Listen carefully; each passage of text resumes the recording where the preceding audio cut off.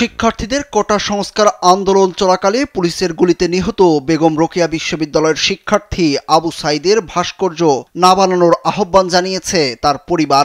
যেহেতু ইসলাম ধর্মে মূর্তি, ভাস্কর্য বা প্রতিকৃতি বানানো নিষিদ্ধ, তাই দেশবাসীর প্রতি এই আহ্বান জানান তারা।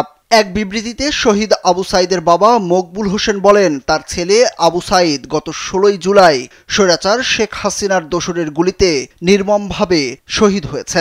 সামাজিক যোগাযোগ মাধ্যম ফেসবুকের মাধ্যমে আমরা জানতে পেরেছি কিছু লোক শহীদ আবু সাঈদের ভাস্কর্য নির্মাণের উদ্যোগ নিয়েছেন। শহীদ আবু সাঈদের প্রতি ভালোবাসা থেকেই আপনারা এমন উদ্যোগ নিয়েছেন বলে আমরা বিশ্বাস করি। আমরা আপনাদের ভালোবাসাকে সম্মান করি, কিন্তু আমার ছেলেটাকে কত কষ্ট দিয়ে হত্যা করা হয়েছে আপনারা দেখেছেন। আমি চাই না আমার ছেলে দুনিয়াতে যেমন কষ্ট পেয়েছে আখিরাতেও তেমন কষ্ট পাক। আমরা মুসলমান, আল্লাহ ও আখিরাতে বিশ্বাস করি।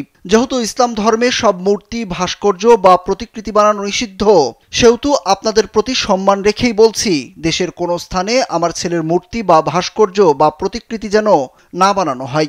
আমি আপনাদের অনুরোধ করছি, আমার ছেলের জন্য যদি কিছু করতেই চান তাহলে জনকল্যাণমুখী এমন কিছু কাজ করুন যার সওয়াব আবু সাঈদ কবরে পাবে।